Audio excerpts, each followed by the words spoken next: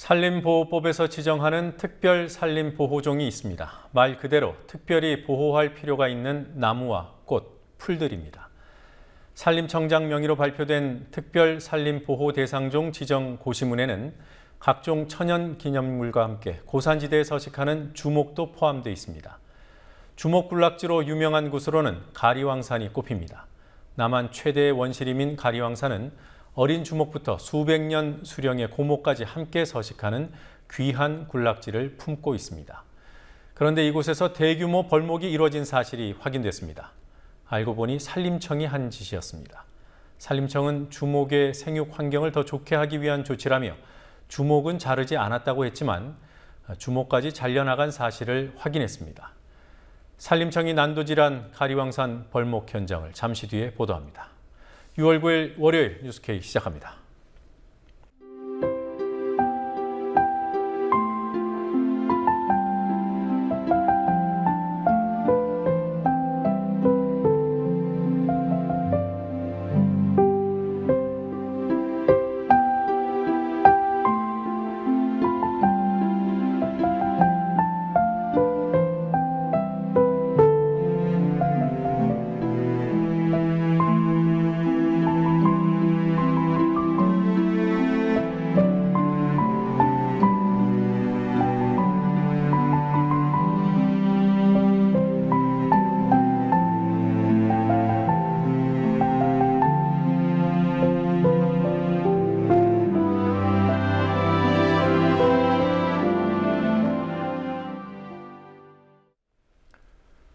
세월호 국정조사의 실질적인 출발이랄 수 있는 기관 보고 시기를 놓고 여야가 또 입장이 갈렸습니다. 여당이 주장하는 기간은 월드컵 기간과 겹치고 야당이 하자는 기간은 재보선 직전입니다. 야당은 여당을 향해 월드컵으로 물타기를 하려는 것이라고 하고 여당은 야당이 국정조사를 선거에 활용하려 한다고 비난합니다. 해경 수사에 그렇게 뜸을 들이던 검찰이 이제야 해경과 관제센터 등에 대해 압수수색을 실시했습니다. 취재 PD 연결해서 알아보도록 하겠습니다. 윤이나 PD. 네, 윤이나입니다. 네, 730 재보궐선거에 세월호 국정조사 기간이 끼어있다. 국정조사 일정과 방식 여야가 합의했습니까? 아니, 하지 못했습니다. 오늘 세월호 국정조사 특위 여야 간사는 국정조사 기간 보고 시기를 놓고 첨예하게 대립했습니다.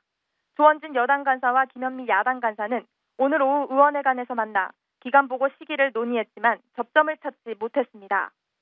조원진 여당 간사는 6월 16일부터 29일을 제안했습니다. 하지만 김현미 야당 간사는 6월 18, 23, 27일에 한국 경기가 있고 18일부터 3일간 대정부 질문이 있기 때문에 안 된다고 말했습니다. 6월 16일에 기간 보고를 할 경우 예비조사도 닷새 만에 끝내야 합니다. 김현미 야당 간사는 다음 달 14일부터 26일을 제안했습니다. 하지만 조원진 간사는 7월 17일부터 보궐선거 운동 기간임을 강조하며 7.30 보궐선거 기간 동안 기간 보고를 진행하면 양당이 국정조사를 정쟁으로 몰고 갈 수밖에 없다고 말했습니다. 여야가 기간 보고 기간을 두고 대립하면서 예비조사팀 구성, 소위원회 구성 등 추후 일정에 차질을 빚게 됐습니다. 재보궐선거 운동을 7월 17일부터 7월 29일까지 13일간 하는데 선거운동 기간 중에 국정조사를 하자는 것은 누가 보더라도 맞지 않다. 저는 그렇게 보고 있고요. 여야 국정조사 특위위원회의 마음과는 별도로 정치가 그렇게 흘러갈 수밖에 없지 않느냐. 그러면 결국은 이 국정조사가 정치에 이용될 수밖에 없다. 그것은 국민이 바라는 것도 아니고 유가족이 바라는 것도 아니다. 저는 그렇게 생각하고 있습니다. 그리고 대정부 질문이 열리는 그 기간 동안에 새누리당에서는 지금 세월호 국정조사 특위를 하자는 것입니다. 그리고 하시는 말씀이 월드컵은 밤에 열리기 때문에 낮에 열리는 국정조사와는 아무런 관계가 없다. 이런 말씀을 하십니다. 우리가 월드컵 열리면 밤에만 경기 보고 방송과 언론은 밤에만 중계를 하나요?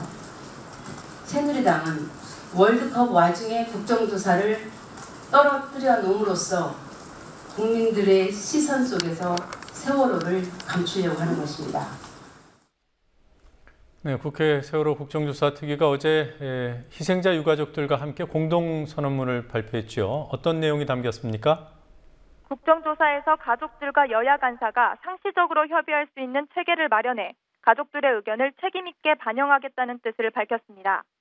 어제 국정조사 특위와 세월호 가족대책위원회가 국회에서 발표한 공동선언문에는 여야 의원 1명씩 진도에 상주하며 실종자 가족들의 목소리를 경청하고 수색에 필요한 모든 지원을 다한다는 내용도 담겼습니다.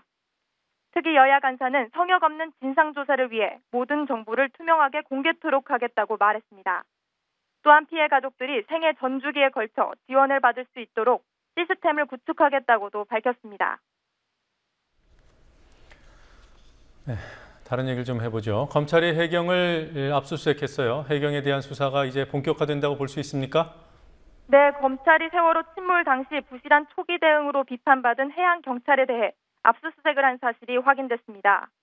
광주지방검찰청 전담팀은 지난 5일 해양경찰청과 서해해양경찰청, 목포해경, 진도군청과 팽목항에 꾸려진 상황실, 진도관제센터와 해상교통관제센터를 압수수색했습니다. 검찰은 압수한 서류 등을 토대로 최초 신고 접수에서 구조까지 초동제처에 문제가 없었는지 집중 조사할 예정입니다. 검찰은 압수물 분석이 끝나는 대로 해경 간부를 소환할 방침입니다. 광주지검은 해경 수사를 위해 해경수사 전담팀을 별도로 구성했고 윤대진 형사 2부장이 팀장을 맡아 해경의 초기 대응을 집중 조사하고 있습니다.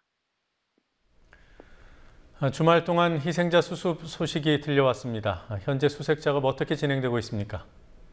선내에 있는 장애물을 제거하는 방법으로 실종자 수색에 속도를 내고 있습니다. 범정부 사고대책본부는 지난 6일부터 선체 격실 내부에 있는 장애물을 치우는 과정에서 희생자 3명을 수습했습니다. 대책본부는 지난달 21일부터 2주간 실종자를 찾지 못했지만 장애물을 걷어내는 방식으로 수색을 진행하면서 실종자들이 발견되고 있습니다. 오늘 합동구조팀은 3층 식당과 4층 선미 다인실 등에서 장애물 제거 작업을 했습니다.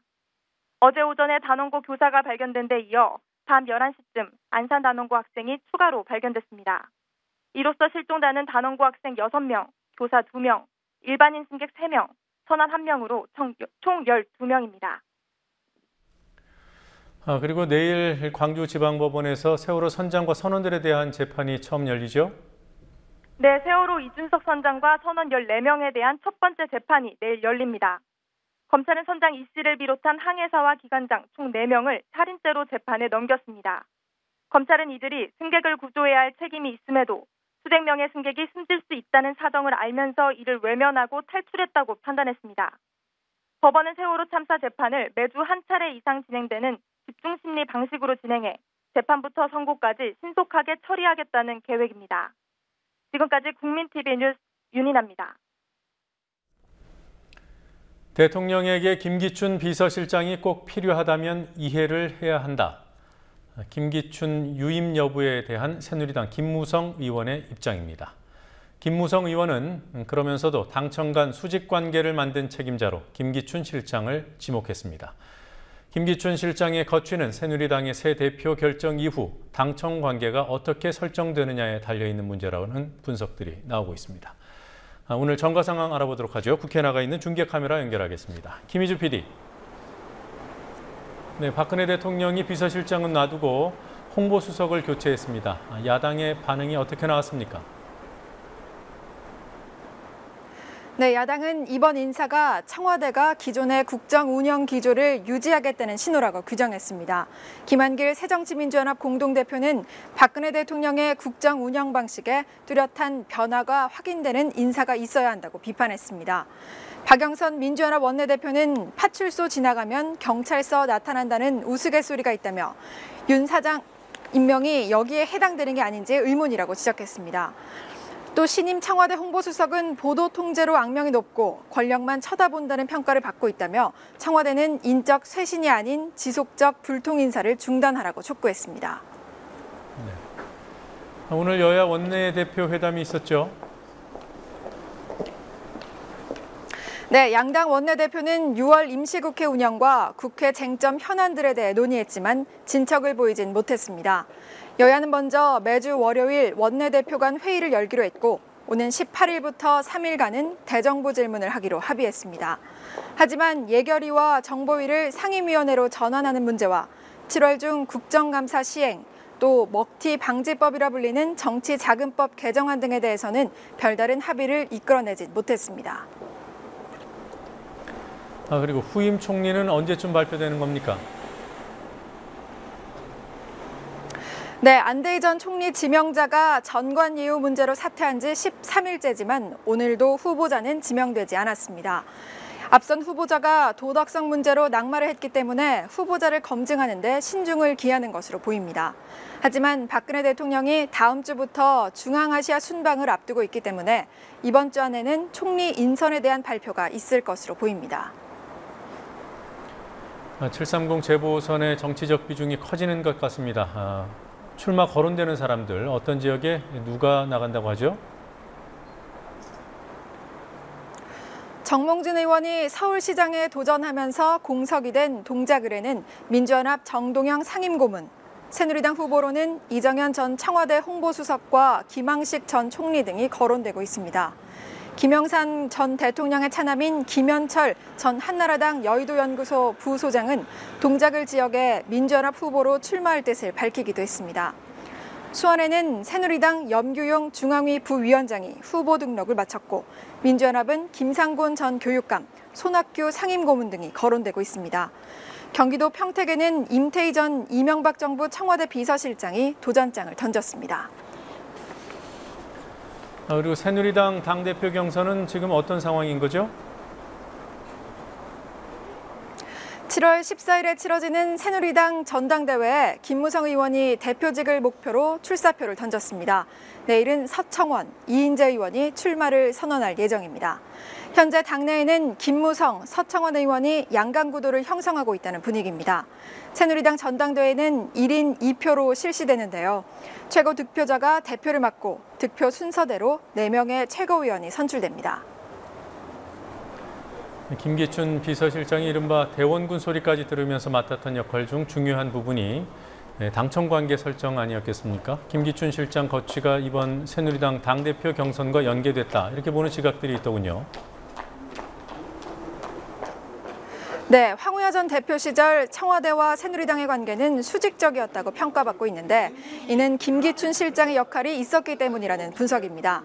청와대가 새누리당 대표 경선에 주목하는 이유도 과연 지금의 관계가 유지될 수 있을지, 여당을 다루기가 힘들어지는 건 아닌지 우려하고 있기 때문으로 볼 수 있습니다. 다음 달 14일 대표 경선은 김무성 대 서청원의 대결로 예상이 되는데요. 대통령과 청와대 입장에서는 탈밖의 김무성 의원보다 친박 서청원 의원을 선호하지 않겠냐는 게 대체적인 시각입니다. 김 의원은 지난 2010년부터 약 2년간 박 대통령과 결별했던 적이 있습니다. 만약 서청원 의원이 대표로 선출된다면 청와대에서는 김기춘 비서실장이 없어도 된다고 판단할 수 있지만 김무성 의원이 선출되면 김 비서실장을 놓지 않을 수 있습니다. 물론 이런 변수와 무관하게 김 비서실장을 바꿔야 한다는 여론이 높아지면 재보선 전에 교체될 수 있지만 일단 지방선거가 치러진 만큼 청와대는 버틸 수 있다고 판단할 수 있습니다. 지금까지 국회에서 국민TV 뉴스 김희주입니다.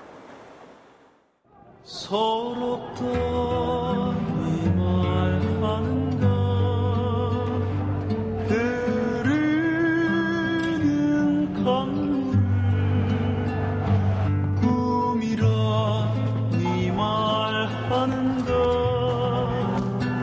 되살아오는 세월을 가슴에 맺힌 한들이 하늘을 보내 빛나는 그늘 속에 순결한 눈물 흐르네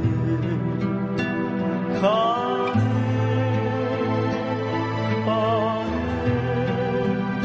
서러운 것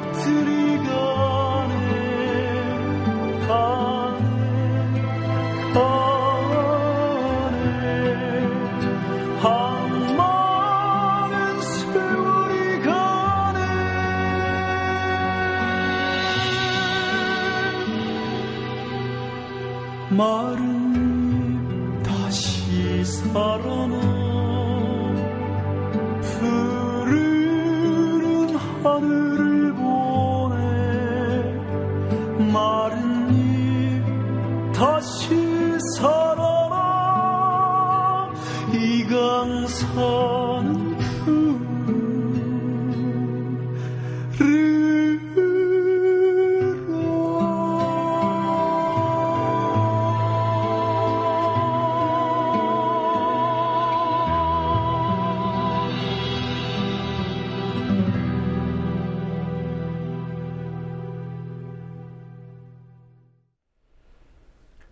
내일은 60항쟁 27주년이 되는 날입니다. 그리고 오늘은 이한열 열사를 죽음에 이르게 한 최루탄, 그 최루탄이 이한열 열사를 가격한 날입니다. 고 이한열 열사를 기리는 추모식이 오늘 열렸습니다. 이한열 열사가 최루탄을 맞을 당시 입고 있었던 옷도 오늘 공개됐습니다. 김진희 PD가 취재했습니다. 1987년 6월 항쟁의 도화선이 된 고 이한열 열사의 27주기 추모제가 오늘 연세대에서 열렸습니다. 이한열 열사는 87년 6월 9일 60대회 출정을 위한 연세인 결의대회에 참가했다가 경찰이 쏜 최루탄에 맞아 한 달가량 사경을 헤매다 숨졌습니다. 당시 이한열 열사가 최루탄에 맞아 피를 흘리는 사진은 6월 항쟁을 상징하는 장면입니다. 오늘 추모제에는 이한열 열사의 어머니 배은심 씨, 87년 당시 연세대 총학생회장이었던 새정치민주연합 우상호 의원과 학생 등 70여 명이 참석했습니다. 그때 우리가 살아남은 사람들이 이한열 열사의 이루지 못한 꿈을 이루자 그런 약속을 했었는데 이제는 기성세대가 되어서 또 과연 그런 당시의 약속을 얼마나 지켰나 하는 또 부끄러움도 있고요. 이한열 열사 27주기 추모기획단 학생들은 영정을 들고 학교 정문까지 행진했습니다. 영정사진을 들고 교문을 돌아서 들어올 때 느낌이 이곳에서 열사님이 최루탄을 맞으셨구나라는 생각에 굉장히 울컥했던 것 같아요. 어떻게 한 나라의 그 국민을 위해 존재하는 국가가 어떻게 한 개인을 그렇게 공권력으로 폭력을 가할 수 있을까? 그런 생각을 했을 때 마음이 찡했던 것 같아요. 한편 이한열 기념사업회는 오늘 오후 마포구 노고산동 이한열 기념관을 박물관 형식으로 새로 단장해 개방하고 유품을 공개했습니다. 이한열 열사가 최루탄에 맞을 당시 입고 있던 옷입니다. 이 옷가지들은 6월 한 달간 일반에 전시됩니다. 아들의 마지막 티셔츠를 보며 말을 잇지 못하던 어머니 배은심 씨는 끝내 눈물을 보였습니다. 기념관에는 이한열 열사가 숨진 87년 7월 5일 새벽에 발부된 압수수색 영장도 전시돼 있습니다. 이 영장에는 압수할 대상이 이한열의 사체라고 명시돼 있습니다. 오늘 추모제에서 이한솔 연세대 총학생회장은 세월호 참사를 언급하며 올해는 추모에 추모를 거듭하게 됐다면서 선거가 끝났다고 민주주의가 끝나는 것은 아니라고 강조했습니다. 내일 서울 정동 대한성공회 대성당에서 열리는 6월 항쟁 27주년 기념 국민대회에는 박원순 서울시장 등이 참석할 예정입니다. 정부의 세월호 대응에 항의하는 가만히 있으라 대학생 시위대는 60 항쟁일에 맞춰 오후 4시 홍대 입구역에서 다시 침묵 시위를 벌이기로 했습니다. 국민TV 뉴스 김진희입니다. 국민TV가 지방선거 당선자 가운데 화제의 인물 한 사람을 만나봤습니다. 새정치민주연합에서 서울시의원 비례대표 후보 2번을 받아 당선된 김진철 당선자입니다. 17년 동안 망원시장에서 두부를 팔았던 김진철 당선자는 대형마트 반대 운동을 통해 정치 무대에까지 뛰어들게 됐습니다. 정치인이 된 두부장수 김진철 당선자는 무슨 일을 하고 싶은 것인지 곽보아 PD가 만나서 들어봤습니다. 사실 저는 관심이 없었어요. 처음에 제가 가게에 들어왔을 때는 나름 내가 노력하면 벌어먹고 살았거든요. 그때는 아이도 어렸고 사실 돈 들어갈 때도 많지 않았고 그냥 여기 시장에서 벌어서 그냥 먹고 살만 했어요. 근데 한 2008년도 그쯤부터 이제 매출이 점차 이렇게 떨어지는 거예요. 그게 왜 그런가 했더니 처음에는 몰랐어요. 대형마트 때문인지도 몰랐어요. 근데 대형마트하고 SSM마트가 골목골목에 아주 침투를 하더니 아, 이게 이것 때문이구나. 그런 와중에서도 힘들면서도 버텨왔는데 합정동에 큰 대형마트가 들어온다고 하니 망원시장이 이거 큰일 났다. 새정치민주연합에 을지로위원회가 있었어요. 그 을지로위원회에서 이번에 서울시 의회에 그 상인들의 목소리를 시의회에서 한번 담아내보자. 그런 취지로 저를 추천을 하게 된 거죠. 그 홈플러스 자리에 그 익스프레스가 망원역에 있는 익스프레스가 쫓겨난 자리에 오렌지 마트라고 들어왔어요. 그것도 상당히 큰 마트인데 똑같은 자리에 들어온 거예요. 그 자리는 좀 다른 종목이 들어와서 이런 골목 상권을 좀 우리가 보호하는 싸움을 했었는데 거기에 취지에 걸맞는 품목이 들어왔어야 되는데 그게 좀 안 들어온 게 아쉽기는 하고요. 그래서 자꾸 규제 완화 정책을 자꾸 쓰고 있어요. 그래 어렵게 만들어 놓은 규제들을 자꾸 없애려고 해요. 지금 그런 조그마한 울타리들이 자꾸 마련이 돼서 상인들이 보호가 돼야 되는데 그 보호하려는 거를 자꾸 없애려고 하거든요. 이런 착한 규제는 필요하거든요. 근데 이것도 나쁜 규제라고 자꾸 대기업 편 입장에서 자꾸 그냥 묻어서 없애려고 그래요. 근데 그건 아니라고 봐요. 돈 있는 사람들은 그 돈 없는 사람들하고 경쟁이 올바르게 되질 않거든요. 그러려면 제도적으로 이런 그 규제를 통해서 이 힘없는 사람들을 도와줘야 되거든요.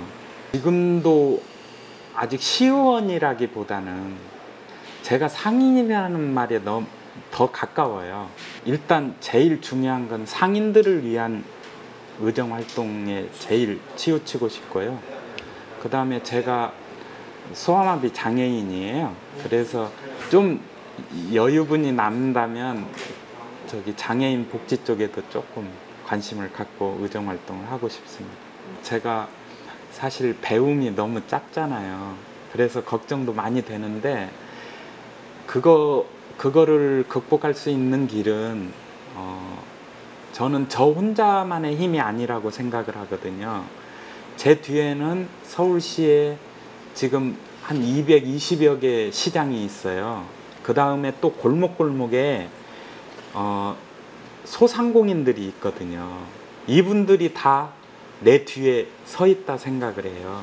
아마 제 힘보다 그 힘이 훨씬 크지 않을까. 그래서 절대 제가 꿀리지 않고 의정 생활은 할 수 있을 것 같다. 왜 그분들이 다 도와줄 테니까. 네, 그렇게 생각을 하고 있습니다. 선박의 수명을 늘려서 운행하던 세월호가 침몰하자 핵발전소의 수명 연장 문제도 함께 부각됐습니다. 지난 지방선거에서는 핵발전소가 있거나 유치 논쟁이 벌어진 지역에서 이른바 반핵 후보가 당선됐습니다. 핵발전소는 언제든 위험해질 수 있지만 오래된 곳일수록 더 위험합니다. 오늘도 26년 된 경북 울진에 한울 1호기에 문제가 생겨서 가동이 중단되는 일이 있었습니다. 장부경 PD가 노후된 핵발전소들을 정리해봤습니다. 세월호 참사 후 치러진 지방선거에서 안전은 그 어느 때보다 중요한 이슈였습니다. 강원도 삼척시장 선거에 당선된 김양호 씨입니다.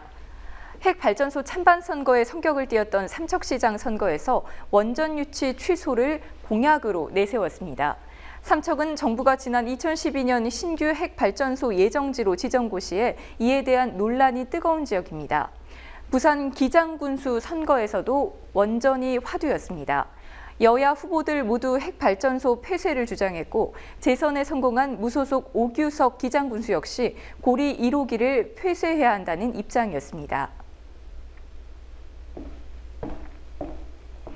부산시장 선거에서는 새누리당의 서병수 당선자가 고리 1호기에 2017년 폐쇄를 공약하는 등 여야 후보 모두 고리 1호기 폐쇄를 약속했습니다. 고리 1호기는 지난 2007년에 30년 설계 수명이 다했지만 10년 연장 사용이 승인돼 현재 가동 중입니다. 1978년 상업 운전을 시작한 국내에서 가장 오래된 핵발전소입니다. 정기검사로 가동을 중지했던 고리 1호기는 아이러니하게도 세월호 참사 당일인 지난 4월 16일 원자력 안전위원회로부터 재가동의 승인을 받았습니다. 현재 설계 수명이 끝난 또 다른 원전인 월성 1호기입니다. 1983년 운전을 시작한 국내에서 두 번째로 오래된 핵발전소로 2012년 11월 설계 수명이 다 되면서 가동이 중단돼 현재 재가동 여부를 논의하고 있습니다. 한국수력원자력에서는 설계 수명이 끝난 원전의 주요 부품들을 교체해 안전에 문제가 없어졌기 때문에 연장 사용하자는 입장입니다. 그러나 환경단체들은 아무리 주변 부품을 갈아 끼워도 원자로가 그대로인 이상 안전성이 크게 좋아질 수 없다며 폐쇄를 주장하고 있습니다. 그럼 고리 1호기와 월성 1호기 다음으로 오래된 고리 2, 3, 4호기는 어떨까요? 고리 2호기입니다. 1983년 7월 운전을 시작해 월성 1호기와는 불과 석 달밖에 차이가 나지 않습니다. 월성 1호기의 재가동 여부가 고리 2호기의 재가동에도 직접적인 영향을 줄 수밖에 없습니다. 고리 2호기는 63건의 고장이 있었습니다. 52건의 월성 1호기보다도 더 잦았습니다. 고리 3호기와 4호기 역시 각각 1985년과 1986년에 운전을 시작한 오래된 핵발전소입니다. 현재까지 고리 3호기는 52건, 고리 4호기는 42건의 고장이 있었습니다. 이는 원자력 안전위원회가 공식 집계에 공개한 수치입니다. 환경단체들은 은폐된 사고가 많아서 공식 집계는 믿을 수 없다고 말합니다. 핵발전소의 사고와 고장은 언제든 재앙으로 이어질 수 있고 그 피해는 상상할 수 없을 정도입니다. 세월호 이상의 위험을 안고 있는 노후 핵발전소를 계속 가동한다면 국민 생명을 담보로 도박을 하는 셈이라는 지적이 나옵니다. 국민TV 뉴스 장부경입니다. 새누리당 당대표를 노리고 있는 김무성 의원의 친인척 관계도가 새삼 관심사로 떠오르고 있습니다. 출발은 김무성 의원이 수원대 총장의 국정감사 증인 채택을 막았다는 이른바 로비 의혹설입니다. 수원대 총장이 김무성 의원의 사돈이고 김 의원의 딸이 국정감사 직전에 수원대 교수로 채용됐다는 보도가 나왔지만 김 의원은 사돈도 아니다, 교수 채용도 문제 없다는 입장을 밝혔습니다. 강신혜 PD가 보도합니다. 2013년 10월 국회 교육문화체육관광위원회 국정감사에서 탈세 교비 횡령 등의 혐의를 받고 있는 수원대 이인수 총장의 증인 채택을 여당 실세가 막았다는 말이 나왔습니다. 새정치민주연합의 안민석 의원은 당시 국감을 앞두고 교문위 전체회의에서 여권의 초강력 실세 의원이 사학비리 증인 채택을 불발시키기 위한 로비를 하고 있다고 주장했습니다. 실제로 이인수 총장은 증인으로 채택되지 않았습니다. 그 여당 실세는 바로 김무성 의원이라는 보도가 나왔습니다. 지난 7일 KBS 추정 60분은 이 같은 의혹을 제기하면서 김무성 의원의 딸이 국감을 한 달 앞두고 수원대 최연소 전임 교수로 임용됐다고 보도했습니다. 추정 60분 방영 후에는 김무성 의원과 이인수 총장의 관계에 대한 보도도 나왔습니다. 김 의원과 이 총장이 조선일보 방상훈 사장의 고리로 사돈지간이라는 보도입니다. 방상훈 사장의 차남과 이인수 총장의 딸이 결혼해 사돈관계를 맺고 있고 김무성 의원은 방상훈 사장과 사촌관계라는 것입니다. 그동안 방상훈 사장의 고종사촌이 김무성 의원이고 방상훈 사장은 김무성 의원에게 외사촌이라는 보도가 종종 나왔습니다. 이러한 보도에 대응하지 않았던 김무성 의원은 뉴스K가 사촌관계가 맞냐고 확인을 요청하자 아니라고 답했습니다. 국민TV 뉴스 강신혜입니다.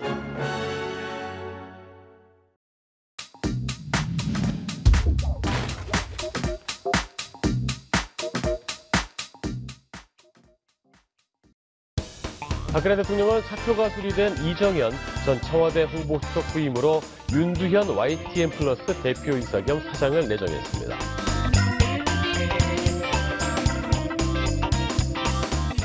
오랜 언론인 생활을 통해 균형감 있는 사고와 날카로운 분석 능력을 발휘해온 분입니다.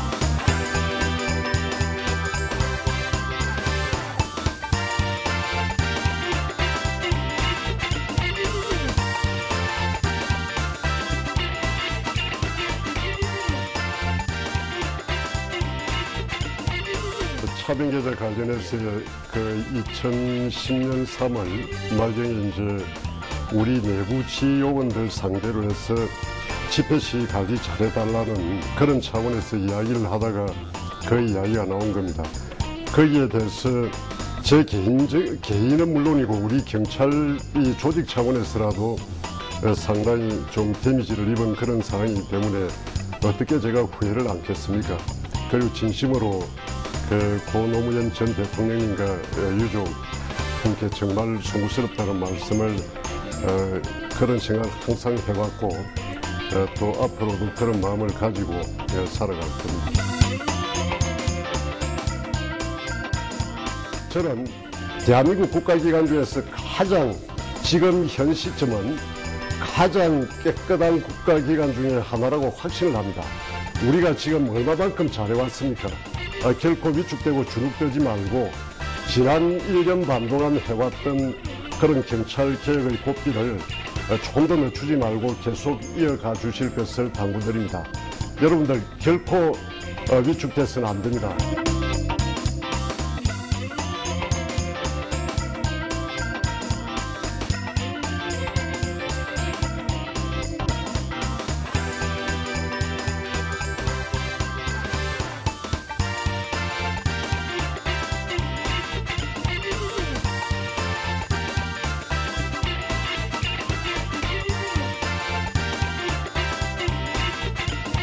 균형감 있는 사고와 날카로운 분석 능력.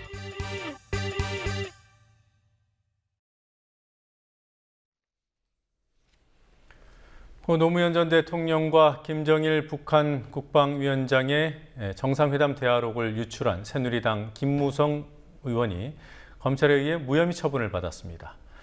그리고 대선 당시 국정원 여직원의 소위 셀프 감금에 대해 검찰은 야당 의원들이 여직원을 감금했다는 판단을 했습니다. 주요 뉴스들 정리해 보도록 하겠습니다. 황준호 뉴스 취재팀장 나와 있습니다. 어서 오십시오. 예. 먼저 김무성 의원 NLL 대화록 유출 혐의 무혐의 판단 나왔어요. 예. 공공기록물 관리법 위반 혐의로 고발돼서 지난 1년 가까이 검찰이 수사를 했었는데 공공물기록법 관리법에는 업무 처리 중에 알게 된 비밀을 누설한 자를 처벌하게 되어 있습니다. 그렇지만 김무성 의원은 정상회담과 관련한 업무를 처리하는 당사자가 아니다라는 이유로 무혐의 처분을 내렸습니다. 박근혜 대선 캠프 종합상황실장이었던 권영세 주중대사도 같은 이유로 무혐의 처분을 받았습니다.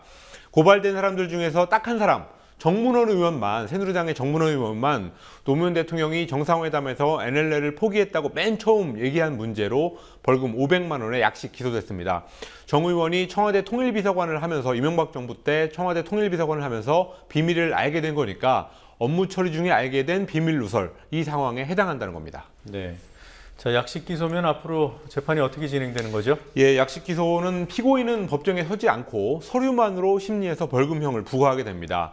국가기밀을 유출했지만 뭐 그렇게 큰일이 아니다라고 본 것, 그렇게도 해석이 되는데요. 윤은걸 서울중앙지법 제2차장은 전직 대통령의 발언과 관련한 것이라서 국민의 알 권리도 있다고 봤다라고 자신들의 판단을 정당화했습니다. 그런데 그런 논리로라면 사실 모든 정상회담 대화록을 공개해도 문제가 되지 않습니다. 예컨대 이명박 대통령이 미국 대통령한테 쇠고기 수입에 관해서 무슨 양보를 했는지, 또 한일 정상회담에서 독도에 대해서는 지금은 곤란하다, 조금만 기다려달라는 말을 실제로 했는지, 이런 것들에 대해서 국민들이 지금 굉장히 궁금해하고 있으니까 검찰의 논리대로라면 알 권리를 위해서 유출을 해야 된다는 겁니다. 네, 윤은걸 2차장이에요? 예. 네, 좀 낯이 익은 이름입니다. 정 의원만 그 정문원 전 의원만 기소가 됐다면 그 뭐 남재준 전 국정원장도 무혐의입니까? 그렇습니다. 남재준 전 원장은 작년 7월 10일에 노무현 전 대통령이 NLL을 사실상 포기했다라는 취지의 국정원 성명을 발표하게 해서 정보기관이 정치에 관여한 혐의를 가지고 고발당했습니다. 그렇지만 검찰은 성명서 내용을 허위 사실로 보기 어렵다라고 하면서 범죄 혐의가 없다고 봤습니다. 이 아주 중요한 대목입니다. 우선 국정원은 아직도 노무현 전 대통령의 NLL 발언을 NLL 포기라고 해석하고 있다는 점이 드러났습니다. 최근에 새누리당의 윤상현 의원까지도 노 대통령의 NLL 포기 발언이 없었다라고 180도 말을 바꿨는데도 불구하고 검찰은 아직도 국정원의 성명, 그러니까 NLL을 포기했다라는 성명이 허위 사실이 아니라고 본 겁니다. 네. 뭐 허위 사실 여부를 떠나서요. 예. 국정원이 그런 식으로 정치에 개입해도 된다. 이걸 확인했다는 의미도 있는 것 같아요. 예, 그런 해석도 가능합니다. 정보기관이라는 곳은 허위 사실로건 아니면 뭐 진실로건 간에 어쨌든 정치에 개입해서는 안 됩니다. 그렇지만 검찰이 허위 사실이 아니라서 범죄 혐의가 없다라고 판단을 했다면 앞으로 국정원의 정치 개입에 길을 닦아줬다고 볼 수도 있는 그런 상황입니다. 네. 이 소위 셀프 감금, 예. 야당 의원들을 수사한 내용이죠. 이 부분은 어떻게 결론이 났습니까?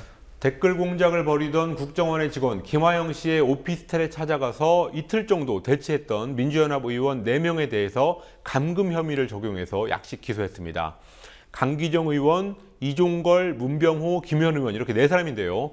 윤은걸 제2차장은 민주당 의원들은 대치 상황이 종료될 때까지 김화영 씨가 컴퓨터를 제출하기 전까지 누구든 오피스텔에 들어가거나 나오지 못하게 하려고 했다라고 하면서 기소의 이유를 밝혔습니다. 김화영 씨의 출근을 막고, 그러니까 국정원으로의 출근을 막고 가족의 출입을 막기도 했다고 덧붙였습니다. 네. 그 김화영 씨 본인이 문을 열고 나오면 되는 거잖아요. 예. 네. 그 밖에서 출근을 막았다 이렇게 본 거군요. 그렇습니다. 그동안 정부와 여당 국정원이 했던 주장을 검찰이 그대로 되풀이했습니다.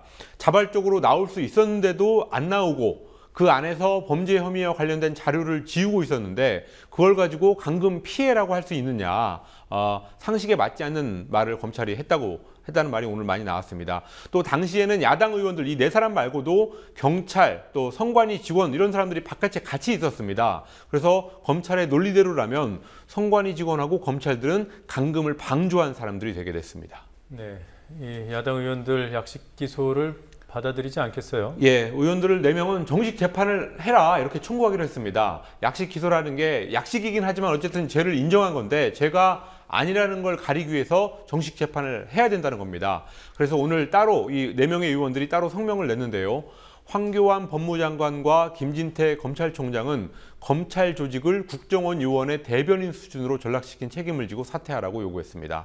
반면에 새누리당에서는 검찰의 판단을 존중한다고 반색하는 반응이 나왔습니다. 네. 자, 그리고 오늘 어떤 뉴스들이 있었습니까? 오늘 낮 12시 50분경에 경북 울진군 북면의 한울 1호기 핵발전소가 제어봉 낙하 문제로 가동이 중단됐습니다. 올 들어서 핵발전소가 정비 목적 외에 고장 등으로 가동을 멈춘 것은 이번이 4번째입니다. 길환영 KBS 사장이 이사회의 해임안 가결에 대해서 무효 소송을 냈습니다. 길환영 사장은 KBS 사장의 임기 보장은 공영방송의 정치적 독립성을 이루는 가장 중요한 조건이라면서 소송의 이유를 밝혔습니다. 주호영 새누리당 정책위의장이 교육감 직선제 폐지를 주장하고 나섰습니다. 여기에 대해서 야권과 시민단체들은 여당의 선거 결과 불복 행위라고 비판했습니다. 네, 자 오늘 여기까지 듣도록 하겠습니다. 잘 들었습니다. 네. 한국 최대의 500년 원시림 가리왕산이 파괴되고 있습니다. 평창 동계올림픽 때문에 복원을 전제로 한 스키장 건설이 결정됐지만 복원 방안이 마련되기도 전에 심지어는 환경영향평가도 거치지 않은 상황에서 대규모 벌목이 시작됐습니다.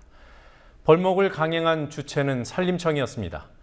핏자국처럼 눌러붙은 왕사슬의 나무의 붉은 수액이 벌목 현장의 처참한 상황을 드러내 보여주고 있었습니다. 산림청이 베어버린 나무들 중에는 산림청장이 산림보호법에 따라 특별 산림보호 대상종으로 지정한 주목도 포함되어 있었습니다. 국민TV 뉴스K 취재진이 가리왕산을 중점 취재했습니다. 매주 월요일 가리왕산 문제를 조명합니다. 오늘은 그 첫 순서로 산림청의 가리왕산 벌목 현장을 고발합니다. 유지연 PD가 취재했습니다. 강원도 정선군에 있는 가리왕산 하봉 정상 부근입니다. 빼곡히 들어선 나무들로 숲이 우거져 낮에도 하늘이 안 보이던 곳이 이렇게 공터로 변했습니다. 왕사슬의 나무의 붉은색 수액 때문에 벌목 현장이 더욱 처참해 보입니다. 이곳은 지난 2012년 평창 동계 올림픽위원회가 알파인 스키 활강 종목 경기장으로 지정하기 전까지만 해도 산림청이 지정한 산림유전 자원보호구역이었습니다. 국민TV 취재진과 함께 벌목 현장을 뒤늦게 발견한 환경단체는 스키장 건설이 복원 계획을 세우는 문제로 늦춰지자 산림청이 벌목을 강행했다고 지적합니다. 현재 강원도에서는 원주지방환경청의 환경영향평가 협의가 되긴 했지만 내용적으로 보면 이제 조건부 협의가 이루어진 거거든요. 그러니까 마지막 이제 복원이나 관련된 부분에서 원주지방환경청이 허락을 해야 사업을 할 수 있는 상황이었는데 산림청이 꼭 그 사업이 연관성은 없다 손 치더라도 현재 조건에서는 영향을 분명히 미칠 수 있는 사안이다. 지나치게 행정 편의주의적으로 생각을 했거나 아니면 어찌 보면 강원도의 그 시공사 노릇을 산림청이 한다고도 볼 수 있을 것 같아요. 이에 대해 산림청은 숲의 생육 조건을 개선하는 숲가꾸기 사업이라고 주장합니다. 벌목이 아니라 솎아내기, 간벌이라는 얘기입니다. 그러나 밀어버렸다고 할 정도로 많은 나무들이 처참하게 베어졌습니다. 숲가꾸기를 위한 간벌은 10그루 중 2~3그루를 잘라내는 것이 보통이지만 가리왕산 하봉 일대에서 목격되는 현장은 숲가꾸기와 확연히 달랐습니다. 나서 황당한데 지금 여기가 이제 그 하봉 그 남자 아마 활강 경기장 코스 같은데 미리 뭐 숲가꾸기를 핑계로 해가지고 다 잘라놨는 것 같아요. 잘라놨는 것 같은데 그 원래 그 여기가 유전자원 보림이고 보림 지금 물론 해제가 됐지만은 이 숲에 대한 이렇게 그 관리하고 이러는 거는 생태학자나 이런 사람들한테 어느 정도 이렇게 그 충분히 자문을 구해가지고 잘라야 되는데 그냥 아무 그 의미 없이 막 잘랐는 것 같아요. 산림청 현장 간부도 잘려나간 나무가 많다는 점은 인정합니다. 올림픽을 시작하기 전에 나무가 이식을 하기 위해서 이식 장소가 필요하기 때문에 그걸 조성하기 위해서 시기를 이 올림픽 사업 시작하기 직전으로 저희가 잡았었거든요. 보통은 그렇게 넓게 많이씩은 안 하는 걸로 알고 있고요. 이번에는 그 다른 때보다 조금 더 많이 한 것 같은 생각이 드는데요. 산림청은 산림보호법의 특별보호 대상으로 분류돼 있고 국제환경기구가 보호소로 지정한 나무까지 무차별적으로 잘라냈습니다. 여기 하봉 그 제일 그 중앙 부분인데 여기가 주목 대군락지예요. 대군락지인데 주목 이게 여기가 그 남자 활강 스키장 이 진행하는 자리거든요. 근데 이제 여기 지금 숲가꾸기 해놨지 않습니까? 해놨는데 이 주변에 보는 것 같으면 대부분 다 큰 주목 100년 이상 넘는 주목들이 있어요. 근데 이거 주목이 그 IUCN에서 정해놓은 그 침엽수 중에 멸종위기종이에요. 유엔의 공식 지원을 받고 한국도 가입해 있는 세계적인 환경기구인 세계자연보전연맹 IUCN은 주목을 멸종위기종으로 지정하고 있습니다. 주목은 세계적으로 군락지가 급격히 축소되고 있지만 가리왕산은 어린 나무부터 몇백 년 된 고목이 함께 서식하는 독특한 군락지를 형성하고 있습니다. 산림청은 주목은 베어내지 않았다고 주장합니다. 주목을 저희가 건드리거나 이러진 않고 주목이 오히려 잘 살 수 있게 주변에 방해가 되는 나무나 이런 것들을 주로 제거한 거지 뭐 여기 보호수를 저희가 막 베고 막 이렇게 하진 않아요. 그러나 이는 거짓말이었습니다. 지름이 30cm에 이르는 주목이 베어져 있습니다. 수령이 100년 가까이 된 주목입니다. 산림청의 통상적인 숲가꾸기 사업으로 보기 어려운 이유는 또 있습니다. 이 벌목은 연초 사업 계획에는 없었던 일입니다. 그런 경우에는 이제 별도로 저희가 연초에 사업 계획을 세울 때 이게 사업 계획이 없던 사업이에요. 예예. 그냥 예산 배정을 6월 달에 받았거든요. 네, 예산 배정을 받으면서 예. 이제 사업을 하라 이런 얘기가 이제 된 거죠. 산림청이 쑥갓국이라고 주장하는 대규모 벌목은 지난해 12월부터 시작됐습니다. 가리앙산 스키장 건설에 대해 원주환경청이 복원계획 없이는 불가능하다고 결정한 시점이었습니다. 이미 15헥타르, 축구장 20개 면적에서 벌목이 진행됐습니다. 벌목 정도가 심각한 하봉 정상 부근만도 2, 3헥타르에 이릅니다. 산림청은 이곳에서 진행된 쑥갓국이 사업의 목적에 스키장 건설이 진행될 경우 건설 현장의 보호수들을 옮겨 심을 이식지를 확보하는 것도 포함된다고 설명하고 있습니다. 그러나 보호수를 이식할 장소를 만든다고 보호수를 베어버린 점에서 앞뒤가 맞지 않을 뿐 아니라 스키장 건설 공사의 기본 계획도 나오지 않은 상황에서 공사와 아무 관련이 없는 산림청이 굳이 나선 것도 석연치 않습니다. 그래서 이제 조건 중에 하나가 이 훼손된 지역을 과연 어떻게 복원을 할 건지 네. 좀 복원 계획에 대해서 좀 그 복원 계획 안을 마련을 해서 네. 나중에 이제 그 별도로 협의를 한 다음에 공사를 진행할 수 있게끔 해라. 예. 이 복원 계획에 따라서 예. 어떻게 지금 공사가 진행될지 모르기 때문에 예. 생육환경 조정 사업을 요 복원 계획이 좀 협의가 된 다음에 그 다음에 좀 진행을 해주는 게 좋겠다. 예. 협조 요청 공문이 나갔죠. 스키장 건설로 보호수 등의 이식이 필요하다면 그 역시 올림픽 조직위원회에서 시공사를 통해 할 일이지 산림청은 무관합니다. 이런 산림청이 왜 500년 원시림 파괴로 의심받을 일에 총대를 메고 나섰는지 분명한 해명과 조사가 필요합니다. 국민TV 뉴스 유지연입니다.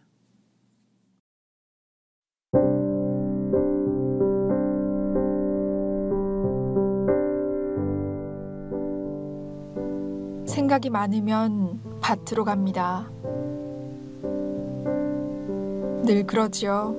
버릇처럼. 아무렇지 않은 듯 묵묵하게 키를 키우는 초록 생명들 곁에서 아프고 안타까운 생각들 내려놓습니다.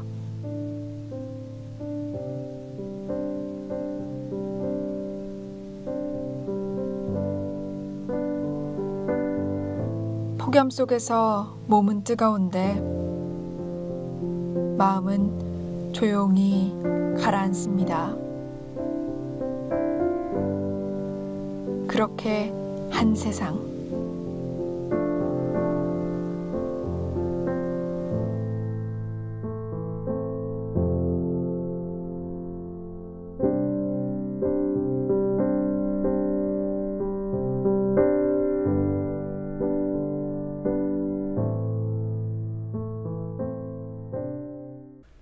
오랜 언론인 생활을 통해 균형감 있는 사고와 날카로운 분석 능력을 발휘해온 분. 민경욱 청와대 대변인이 신임 홍보수석을 평가한 구절입니다. 청와대의 평가고 박근혜 대통령의 평가라 할 수 있습니다. 사고에 균형감이 있는지 분석 능력이 날카로운지는 판단의 문제이니 왈가왈부하지 않겠습니다. 다만 윤두현 신임 홍보수석이 언론인 생활을 오래 했는지는 의문입니다. 그는 과거 YTN에서 기자로 재직할 당시부터 특정 대선 후보 캠프를 기웃거렸습니다. 정치 실세를 향해 안테나를 고추 세우고 YTN 사장을 노리는 인사와 함께 대권의 향배를 가늠하며 파일을 나눌 때를 준비하기도 했습니다. 이런 사실이 들통난 뒤부터 YTN 구성원 상당수는 그를 기자나 언론인으로 여기지 않습니다. 그가 YTN에서 정치부장, 보도국장을 한 것도 언론인으로서의 균형감이나 분석 능력이 아니라 권력 실세의 친구 덕분이라는 평가가 많았습니다. 이미 여러 언론에 실린 그의 보도농단 사례가 그런 평가를 뒷받침해줍니다. 아무리 언론이 망가졌어도 이런 사람을 언론인이라고 할 수는 없습니다. 그 나물에 그 밥이라는 생각을 하면 그만이겠다 싶다가도 나와 내 가족이 내는 세금으로 그런 인사의 지갑을 채워준다는 생각에 이르면 문득 소름이 돋습니다. 뉴스K 마치겠습니다. 내일 뵙겠습니다.